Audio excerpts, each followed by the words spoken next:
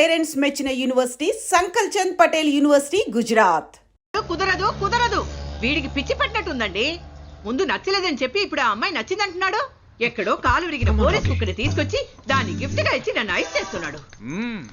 తనేమన్నా ఆడపిల్ల అనుకుంటున్నాడా, ఆవిడ బొమ్మ అనుకుంటున్నాడా? అమ్మా వీడి మాట వింటే మనం ఫూల్స్ అవుతాం. కొంచెం సపోర్ట్ చేయండి. వాళ్ళతో మాటి మాటికి మేము మాట్లాడలేం బాబు, నువ్వు మర్చిపో.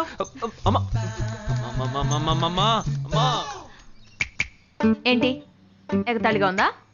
ఆ రోజు నచ్చలేదన్నాడు, ఇవాళ నచ్చానంటున్నాడు. తాళి కట్టిన తర్వాత నాతో ముచ్చటపడి నచ్చలేదంటాడు. ఓకేనా?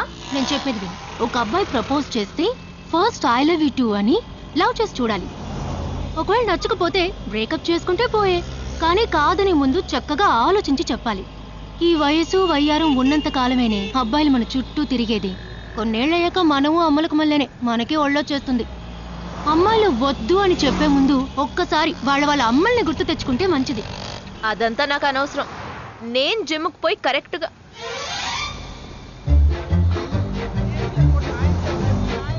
తెలుగు వాళ్ళ ఉన్నాడు. ఒక హాయ్ చెప్పు చూద్దామా? నేను వద్దనేది వీణ్ణే. హాయ్.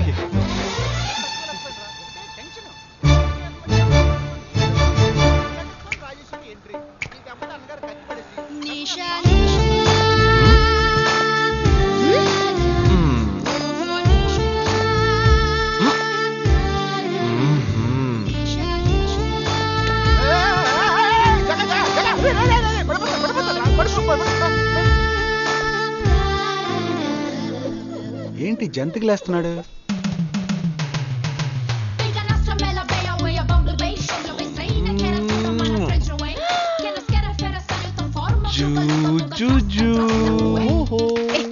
దిగు దిగు.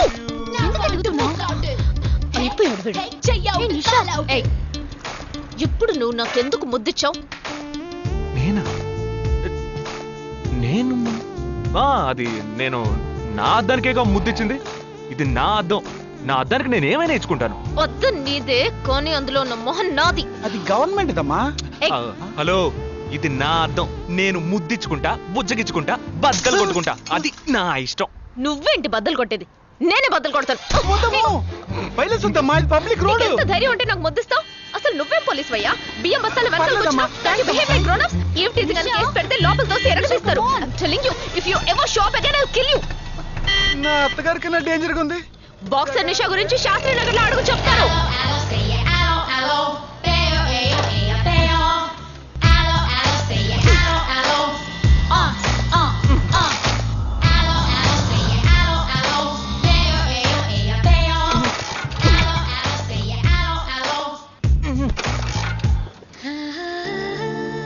నువ్వు చూసినప్పుడే అమ్మాయి నచ్చిందని చెప్పుంటే నా బైక్ అద్దం పగలేదు కాదు కదరా. సూపర్ రా. మనతో మాట్లాడుతూనే బైక్ కీతో జంప్ అయింది కదా. మాట్లాడుతూ కాదురా, తిట్టుకుంటూ. మీ మధ్య నా డిపార్ట్మెంట్ బైక్ ఏం తప్పు చేసిందిరా?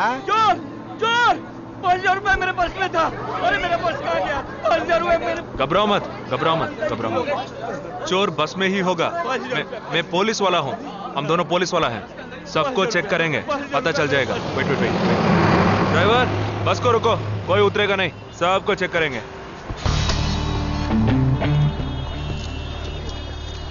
बालाजी, ఎవరిని వదలకుండా చెక్ చేయి. నేను వెనకాల చెక్ చేస్తాను. मेरे साथ आओ. एक एक करके नीचे आओ. चला, एक एक करो. खालिया. चलिए सब, एक एक करके नीचे आइए. आइए. मैंने क्या किया सर? थामा थामा, एक एक करो. अरे वो मेरा पर्स है सर. सुनो, ये वाला नहीं सर. सॉरी. चला यार. Okay okay. हाँ, क्या बात है भाई साहब? ठीक है, तुम जा. कोई मतलब ये आप अंदर जाके देखिए. सीट के नीचे देखना. हाँ, बैग्स भी चेक करना. अरे भाई साहब, चोर हूँ क्या मैं यार? ठीक है ना, मैं चलूं? बैग ओपन कीजिए.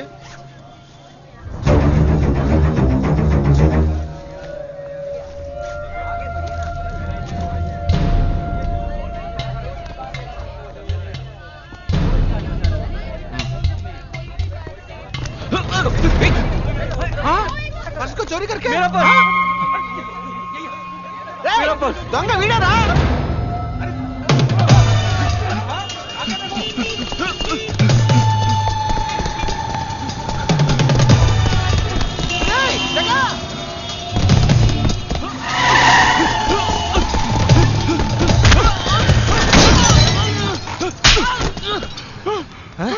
तू क्यों भाग रहा है हाँ? क्यों हाँ? क्यों भाग रहा है?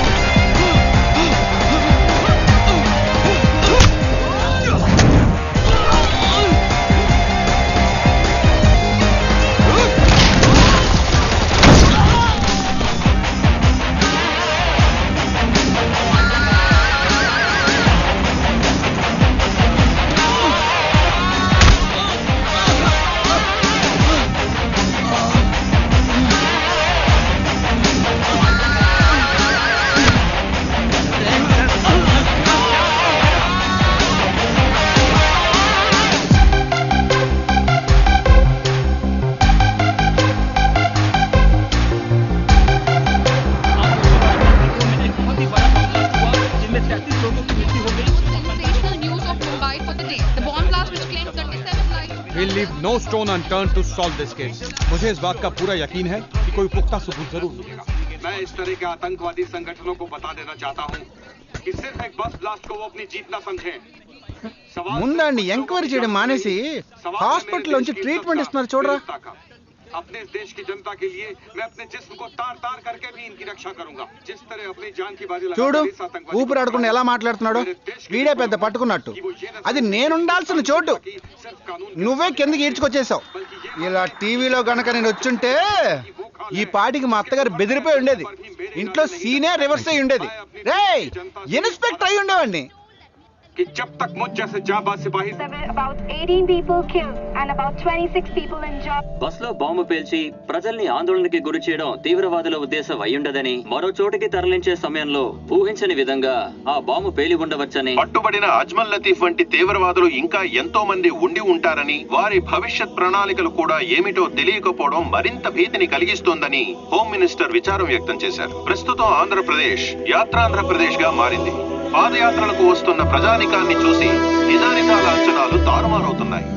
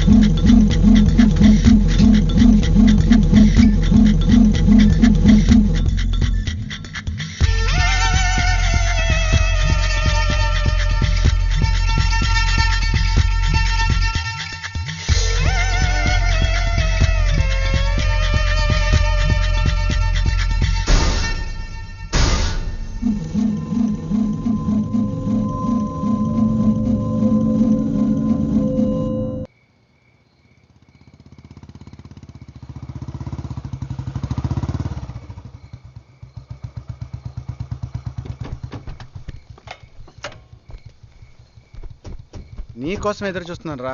ఏ లోపల పద చెప్తాను.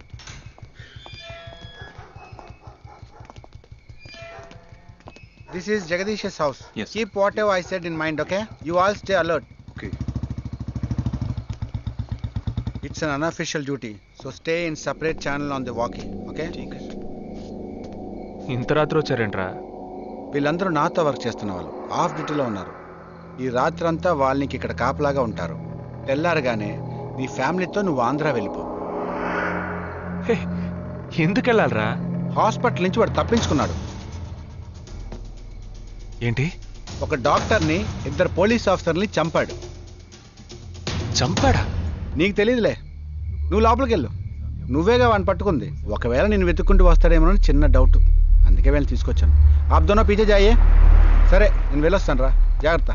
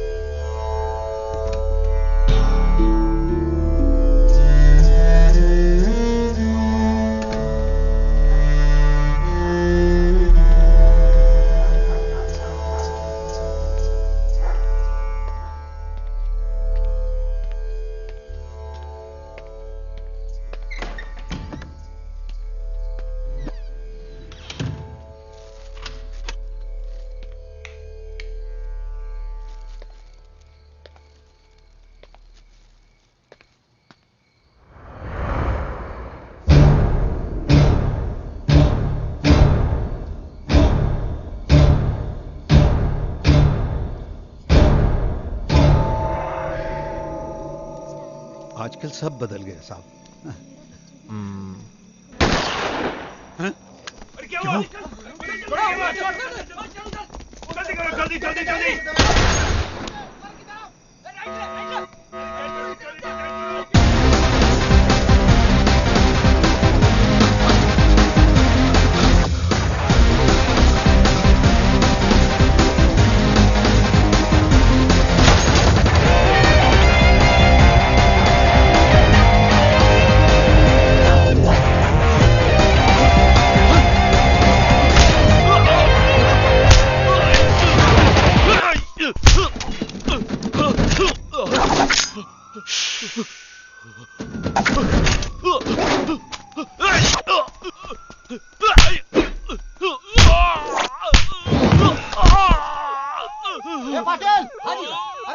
देखना जाने पीछे यार तू।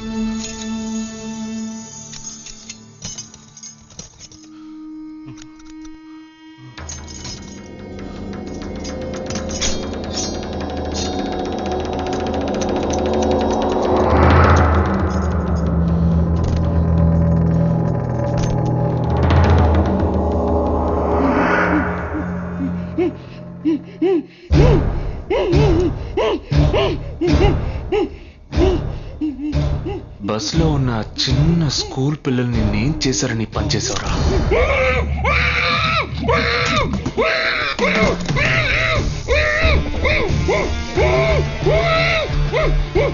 నేనేమి అడగకుండా వేలెందుకు కట్ చేశానో చెప్పనా? ఇప్పుడు ఒక ప్రశ్న అడగబోతున్నాను, దానికి సమాధానం చెప్పకపోతే ఏం జరుగుతుందో నువ్వు తెలుసుకుంటావా?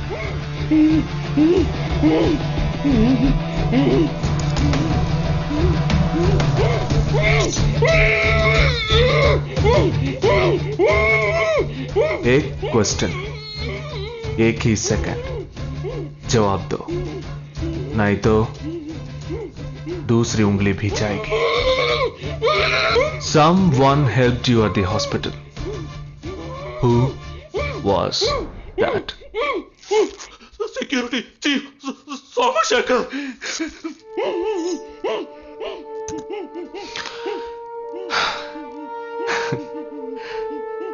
That's it. So simple.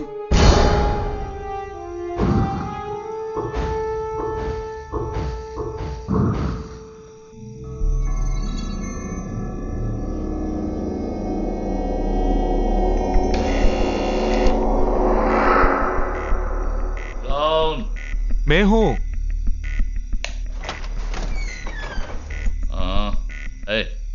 कौन है तुम? इस टाइम पे ये क्या कर रहा है? అబ్బా ఎవరండి? अरे क्या वस्तुना?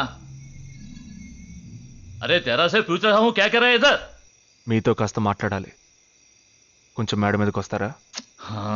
ఇంత అర్ధరాత్రి ఏంటయ్యా? పొద్దునే రా మాట్లాడుకుందాం.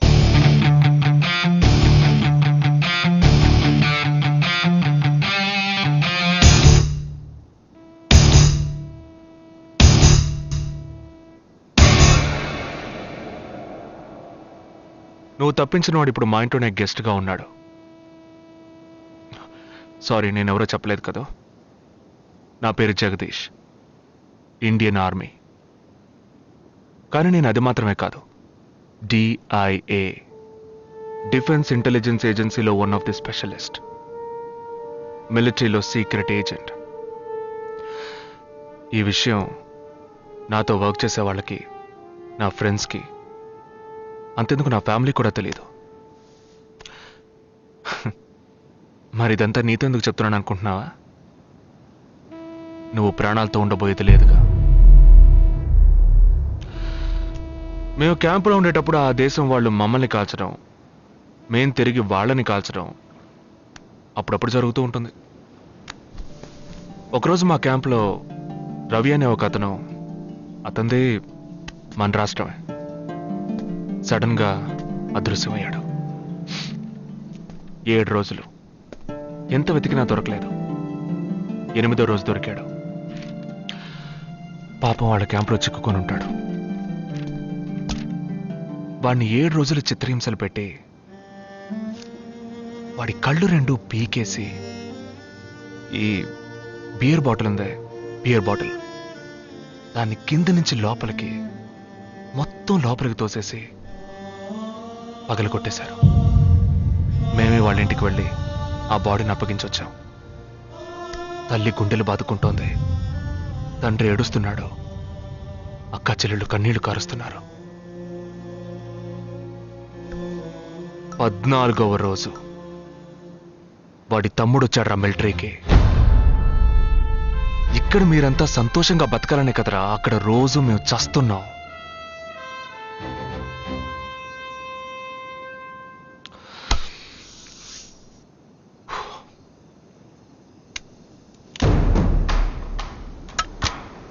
ఇది లోకల్ మేడ్ గన్, ఇది నా గన్. నేను నిన్ను కాలిస్తే ఎందుకు కాల్చానో వివరణ ఇవ్వాల్సి ఉంటుంది. నువ్వు చచ్చి శవమైనా నీ కుటుంబం నీ మొహాన్ని ఉమ్మేస్తుంది. నీ పిల్లలు సిగ్నల్ దగ్గర ముష్టెత్తుకుంటారు. నీ పెళ్ళాం రాత్రుల్లో రోడ్డు పక్కన నుంచొని చేతులోపి పిలుస్తూ ఉంటుంది. అదే నిన్ను నువ్వే కాల్చుకుంటే డ్యూటీ పీరియడ్లో సూసైడ్ అని మీ ఇంట్లో ఒకరికి ఉద్యోగం వస్తుంది, PF డబ్బు వస్తుంది, పెన్షన్ ప్రతి నెల వస్తుంది. నిర్ణయం నీకే వదిలిపెడుతున్నాను. ఆ గన్ను ఏమాత్రం నా వైపు తిరిగినా నేను నిన్ను కాల్చేస్తాను.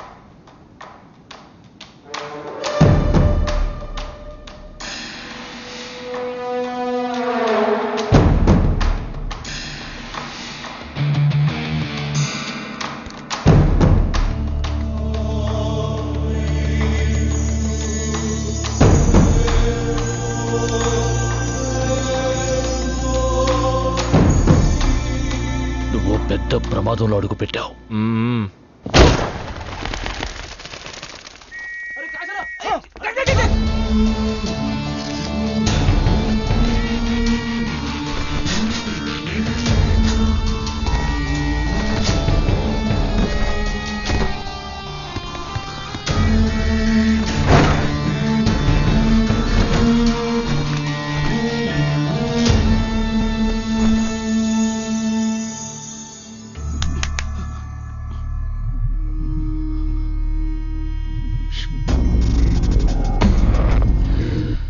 మీ ఇద్దరికి పూర్తిగా ఏమీ తెలియదని నాకు తెలుసు.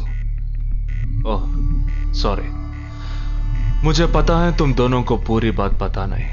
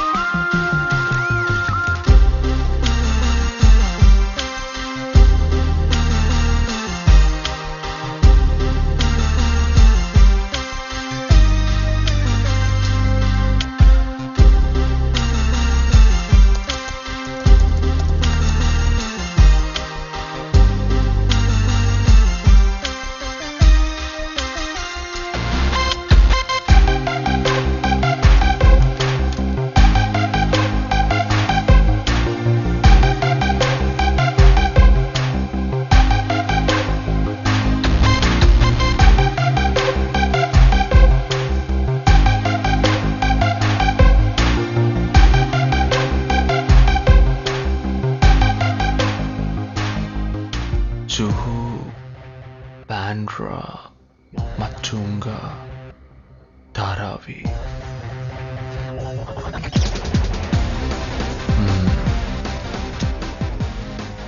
ముంబై సిటీలో 12 చోట్ల అటాక్.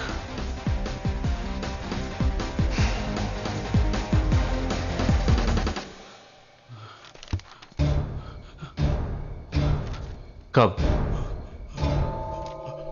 27th.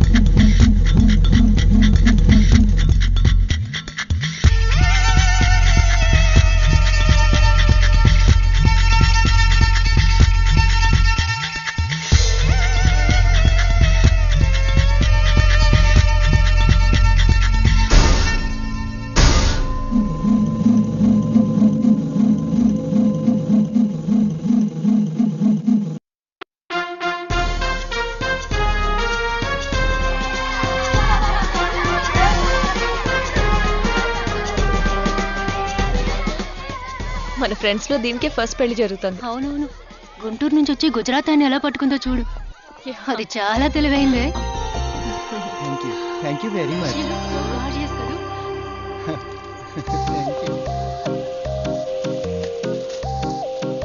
సిగ్గు చూడు. Thank you. Hi, congratulations. Hey wow, thank you. Hi thank you. నాకు చిన్న డౌటా? ఏంటి? ప్లీజ్ ప్లీజ్ ప్లీజ్ 5 నిమిషాలు అట్రావే. ఈ నదిలేసి ఎలా రాను? ప్లీజ్, నాకు తల పగిలేట్టుంది. Sorry, excuse me, 1 minute.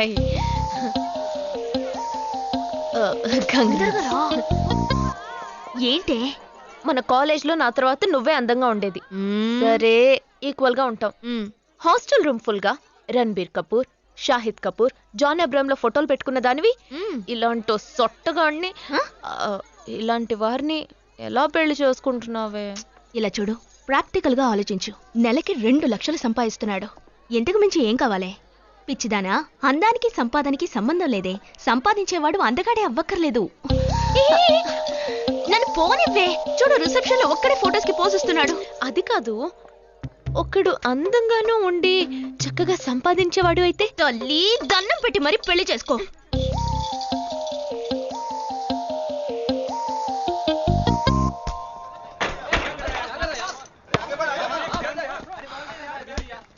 ఏంట్రా అలా ఉన్నావు? ఒక విషయం గురించి ఎంతో ఆలోచిస్తున్నాను రా, సరైన సమాధానం చిక్కట్లేదు. ఏంటో చెప్పు, నాకు చిక్కుతుందేమో చూద్దాం. పోలీసు నా వల్లే కావట్లేదు. ఈయన వచ్చాడండి పెద్ద. పోలీసు వాళ్ళకి మిలిటరీ వాళ్ళకి ఉన్న తేడా ఏంటో చెప్పనా? వాళ్ళు ఎవరు బుద్ధిని ఉపయోగించాల్సిన అవసరం లేదు. అటెన్షన్ అంటే కాలు కలపడం, స్టాండర్డీస్ అంటే కాలు విడదీయడం, షూట్ అంటే దడ కాల్చి పారేయడం. కానీ పోలీసు వాళ్ళు అందరం బుద్ధిని ఉపయోగిస్తాం. పిక్ పాకెట్ గాడిని పట్టుకోబోయే ముందు పిక్ పాకెట్ గాడి మళ్ళీనే ఆలోచిస్తాం. హంతకుడిని పట్టుకోబోయే ముందు హంతకుడి మళ్ళీనే ఆలోచిస్తాం. తీవ్రవాదిని పట్టుకోబోయే ముందు తీవ్రవాదిగానే మారుతాం. అలాంటి పోలీసుని నా బుద్ధిని నేను ఉపయోగించుకోగలను, కానీ నువ్వు వెళ్ళి బంతాడాడుకోమ్మా. నీ సమస్య ఏంటో చెప్పరా, పరిష్కారం ఉందో లేదో చెప్తాను. సరే, పరిష్కరించరా. ఆ టెర్రరిస్ట్ తప్పించుకుపోయాడు కదా, ఆ రోజు రాత్రే ఒక పోలీస్ ఆఫీసర్ తన ఇంట్లో షూట్ చేసుకుని ఆత్మహత్య చేసుకున్నాడు. ఆ తీవ్రవాది తప్పించుకుపోయేటప్పుడు ఆ ఆఫీసరే డ్యూటీలో ఉన్నాడు. ఈ 2 ఇన్సిడెంట్లకు ఏదైనా సంబంధం ఉన్నదేమో అని నా బుర్రకి ఇప్పుడు వచ్చిన డౌట్.